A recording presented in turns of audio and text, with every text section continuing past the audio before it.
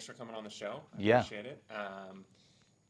What I usually do when I jump in the podcast is just get a background and, feel as the audience listens over and sees who you are. I want to kind of feel like what you've gone through as an agent, where you're at today, and build me up, and then we can have a conversation of, what the market looks like and where you're kind of going from here. Yeah, yeah, absolutely. I feel like when we first have these conversations, a lot of people ask me, what experience and what information can you relate to new agents? And I always say, like, I'm relatively a new agent, so I'm still in the learning phase pretty much. But I've been really grateful and fortunate where I've had a lot of really good mentorships to get me to the position where I'm at today.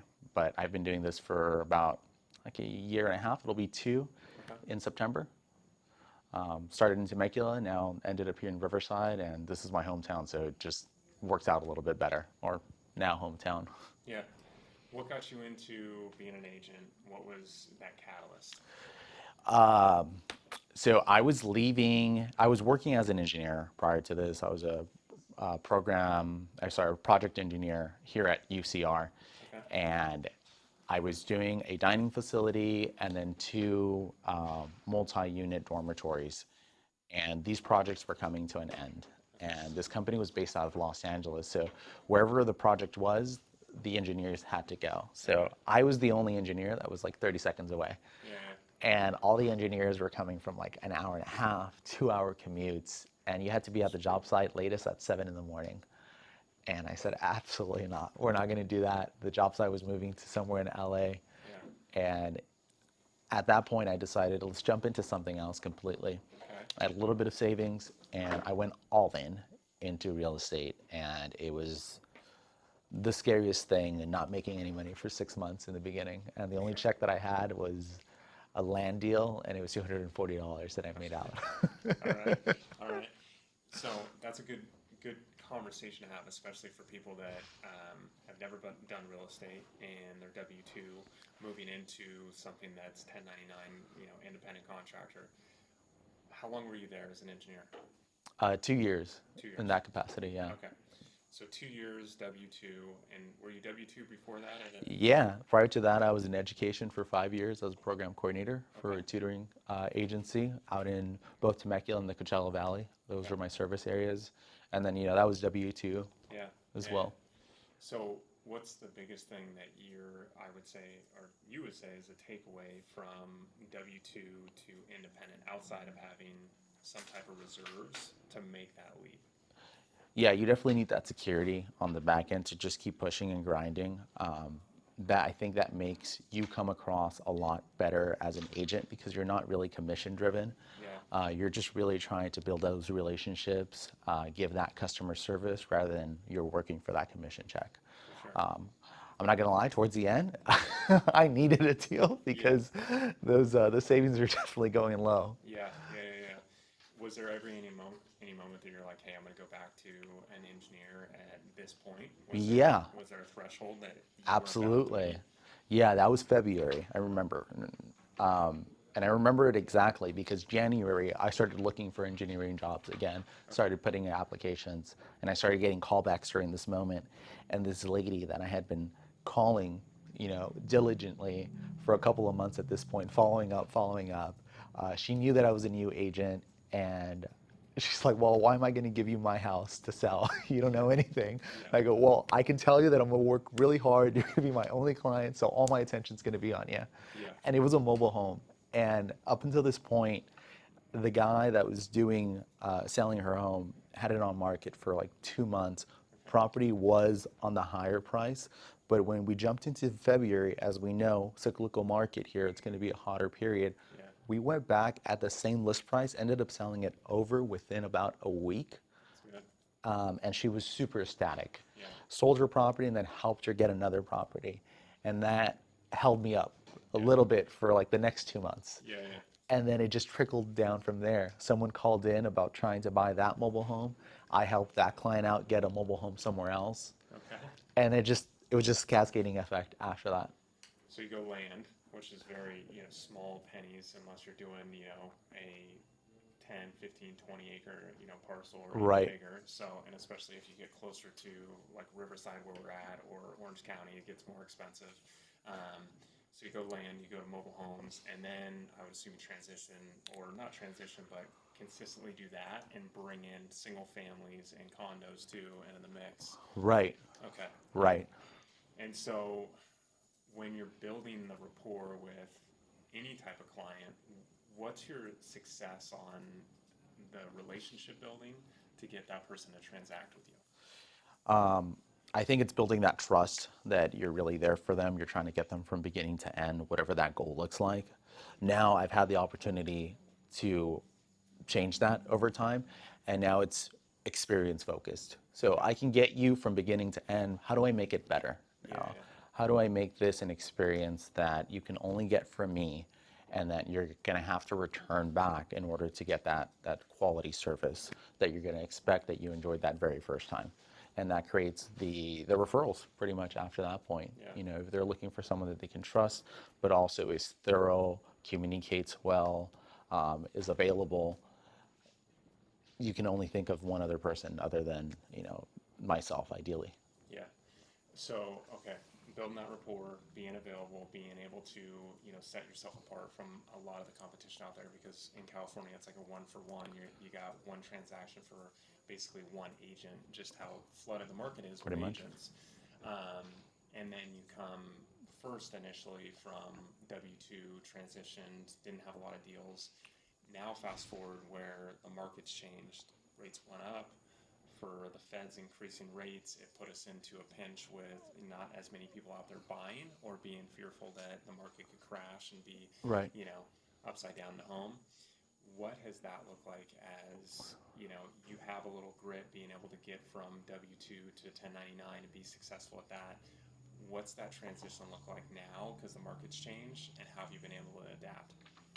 Yeah, excellent question. I feel coming in from that pandemic market where things were super aggressive, super hot, I coming in as a new agent taught you so much. You had to be incredibly aggressive going into it, and you're going to submit 15 offers and none of those will be accepted. So now transitioning into this new market, you're still pretty much going with that same mentality, that same amount of work.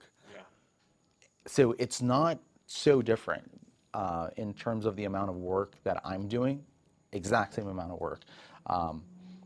Everyone's going to have to buy or sell a home, regardless of what's happening circumstantially around the world, whether interest rates are not the greatest or it's not a good time to sell. You just have to be in those positions to facilitate those movements. mm-hmm. And I've been fortunate enough where I've been in those transitional periods for those people, Yeah, making it easy for them where they don't really have to think about it.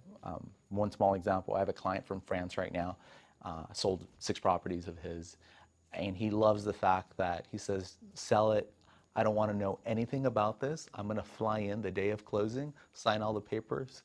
I just want to know that it's going to close. You handle all the rest of the details. So we got a property that was terrible, incredibly dirty, trash everywhere. It needed to be landscaped, cleaned, window washed, pressure washed. And he loved the fact that it was taken care of. yeah, He hands got the off them. pictures, like those look phenomenal. It's not even the same house. Yeah, hands off for them. Yeah, So when we go through this type of market change and there's the inventory is still tight, but the negotiation between the buyers that you're working with and the seller and vice versa, what conversations have spawned a deal that has been great, the past 8-12 months because the market's been in flux? Have you been able to get better deals because of that? I think it's all about setting expectations and then educating your clients from the very beginning and as things are transitioning throughout the entire process.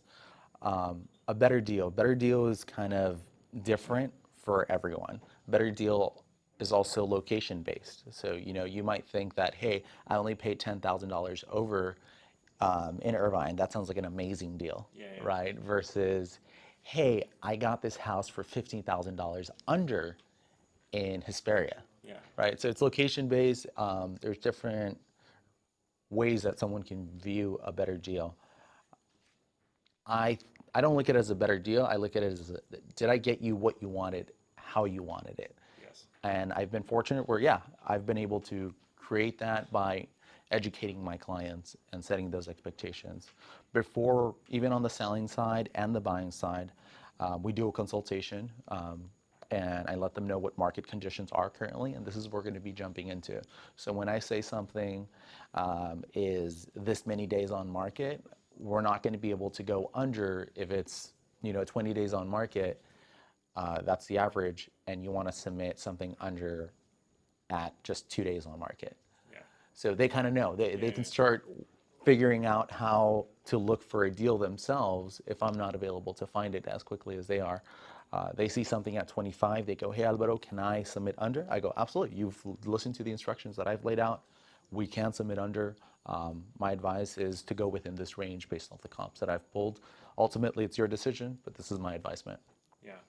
Yeah, it's always good, especially walking clients through, because they may have never experienced this market, but you have, the backing of your brokerage, the backing of experience that you've gone through with the adjustment from W-2 to, 1099, and then walking them through, because you've had so many ups and downs the past 2 years, not with clients, but just in your own life, to be able to give them the confidence on getting through that transaction.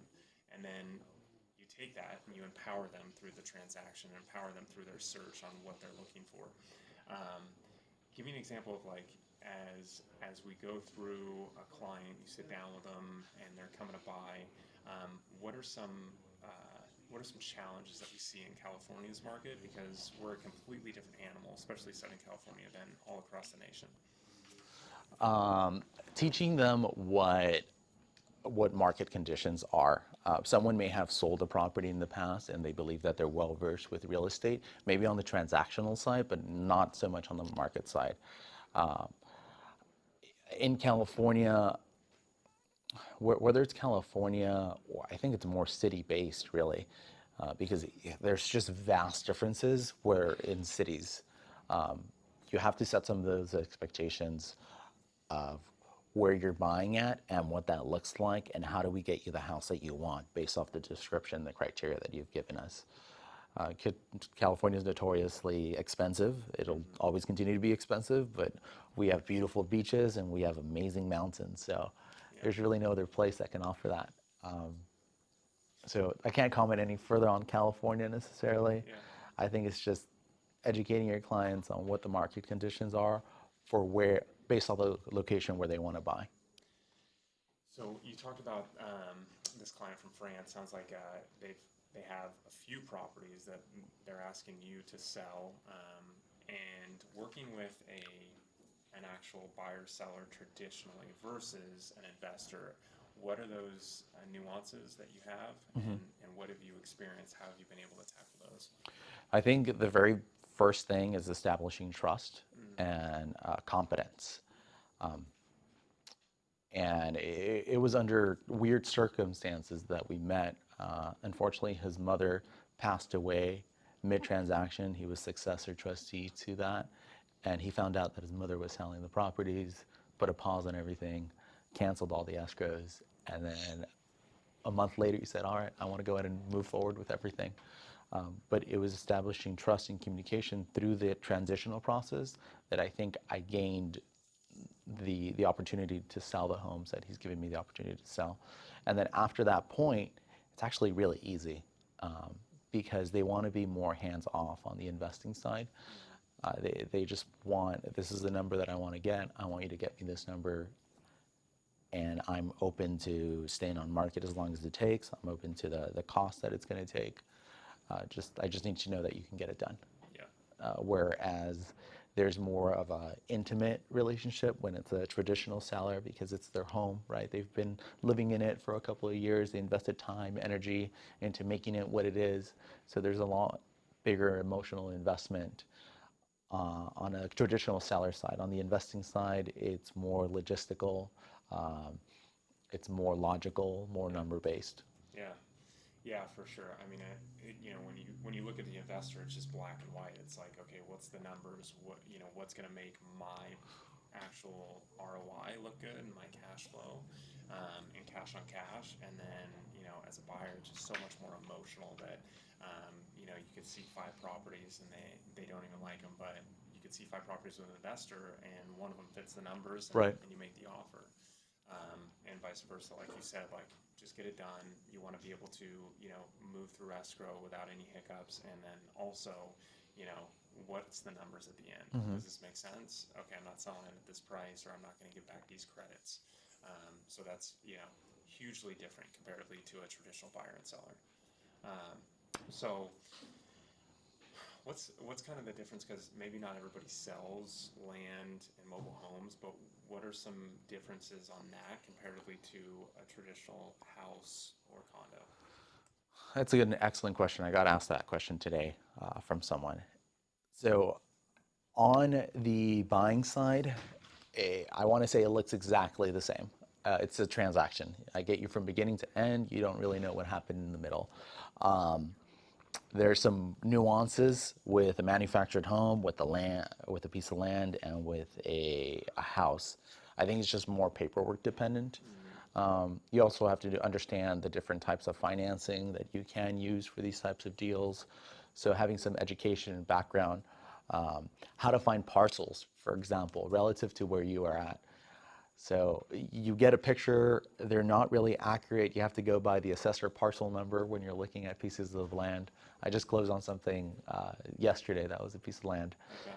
And they had an experience where their agent, their previous agent, couldn't find the piece of land and was giving them bad advisement, couldn't give them accurate information. So I was able to get them into escrow within 2 days of meeting them. They liked the property, we negotiated it, they liked it, we moved forward, we closed. So I think also understanding the way that type of deal moves. Yeah. If you have a mobile home, you're gonna have to have park approval and tax clearance, which is gonna delay your ideal close of escrow date. If you're, yeah, it's gonna delay it. You can't shorten it more than 21 days as much as you'd like to. Yeah. Those little pieces you have to understand. So, ideally we want to do 10 days, but it's probably going to be 25 just Yeah. because those are outside factors. And then with houses, I think houses are the easiest types of properties to sell. Yes. You can get through those pretty quickly. You can close them in 10 days. I've closed something in 4 days. So I would say land and mobile homes, even though you're mentioning that the return isn't so high on them as from the agent side, they are the hardest types of properties to sell and purchase, just because there's little bits that you need to understand as an agent, and you can only learn that through experience. Oh yeah, yeah. I mean, that's the key and the cornerstone. That's why you see people that are doing quite a bit of transactions. They have a lot of different knowledge on, could be land, could be mobile homes, but ultimately, those things are a little bit different. That's why I brought it up, because you have experience with that. They're a little bit different on the back end that maybe the client doesn't see, that you have to go through on the processing to make sure that it's a good deal, or it's going to be able to even close escrow, those Right. types of things for sure. And like, as you look forward for your business, since we went through in the pandemic and then the market's changed, what do you kind of see business-wise going forward for yourself? What's the goals that you've set in place? Um, I want to open an office. That's Okay. the goal. The goal is to open an office. So part of that is developing myself as a stronger agent, and structuring the business in a way that's repeatable for someone else to do that. Um, Establishing a brand of high level of professionalism, and having any client that comes in go through a unique experience. So, kind of like this morning I was in City Hall with Arcade Roasters, local coffee shop that kind of blew up here in Riverside that does really well. And they were talking about elevating the experience on the culinary side to where it's unique for every person that comes in. And they were going to do that through the medium of coffee. And I want to do the same thing, but through the medium of real estate. And I feel it's something that isn't really there. Yeah, It's more of a transactional process. You for come sure. in here, you want to do this, get from point A to point B, but where is the experience, Yeah. right? Yeah, yeah, yeah. Where's the experience? What would you say there's, if there's two things that you've seen working with agents, what's been, two examples that it's like, yeah, I'm never gonna do what that agent did. Yeah. I would definitely say not understanding your contract Yeah, to the T, because you're going to be, that's the only way you're going to be the most beneficial to your client. And then understanding how to navigate that contract. yes, I've gotten in conversations where they say one thing, but I know this paper works so well that that's not going to stand up. yeah, And that's how I can act in the best interest of my client. yeah, From the selling side as well. How do I pull us out of contract if we need to as well, so that we're not delayed, so days on market don't hurt us, and we can go back on market at a reasonable time. yeah, yeah. I mean, I think that first key piece is knowing the contract.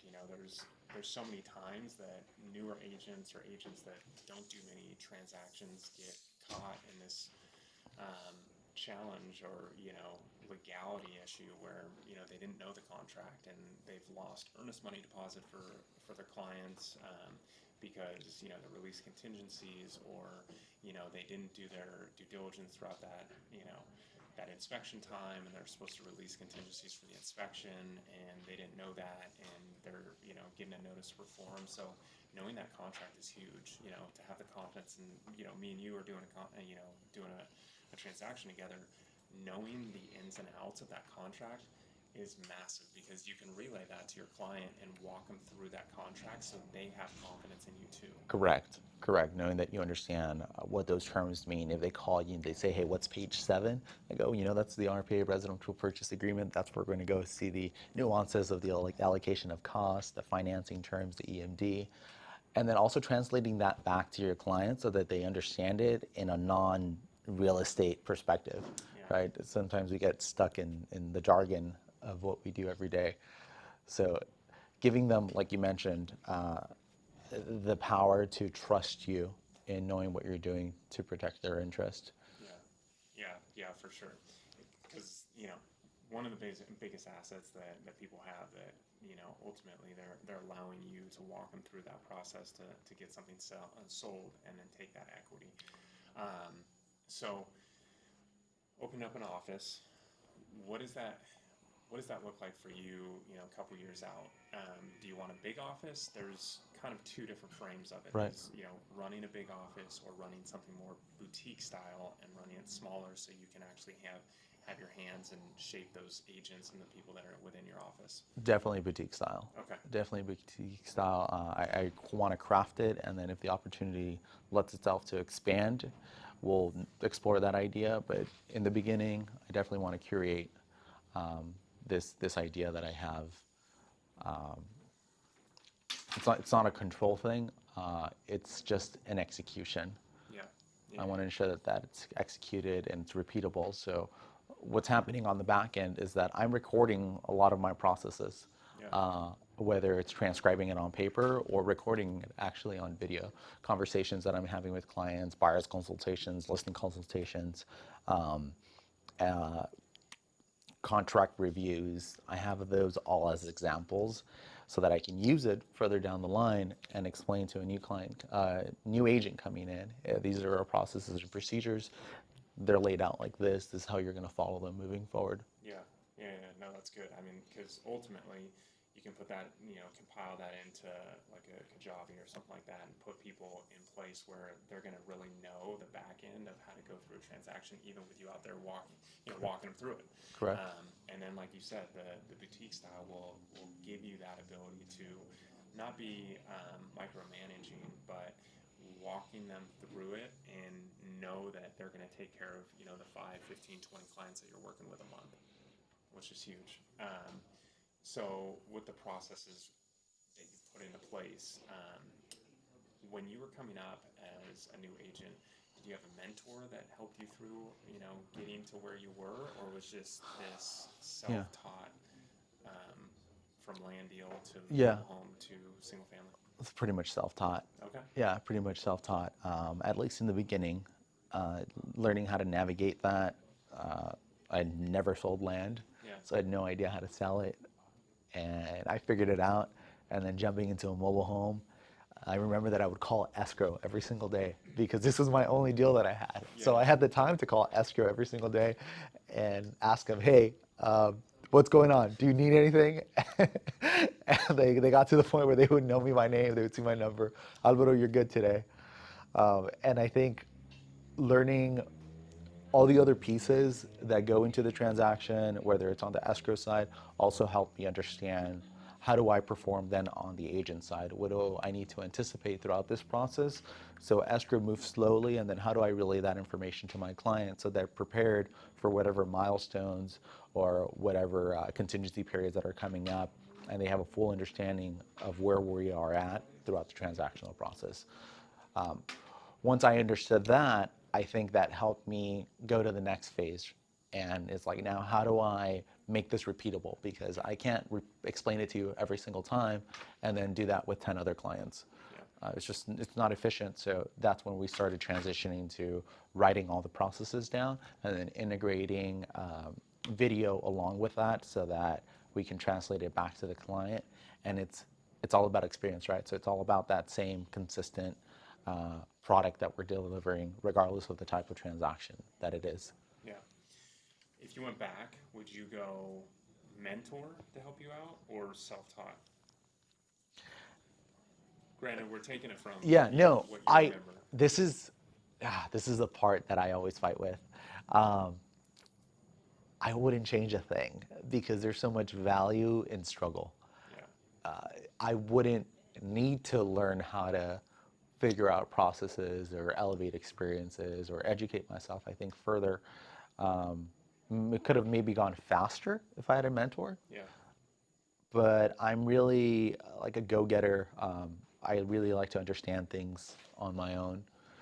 Now I'm learning, yeah, there's absolutely a lot of value if I had a mentor from the beginning, but I wouldn't change a thing.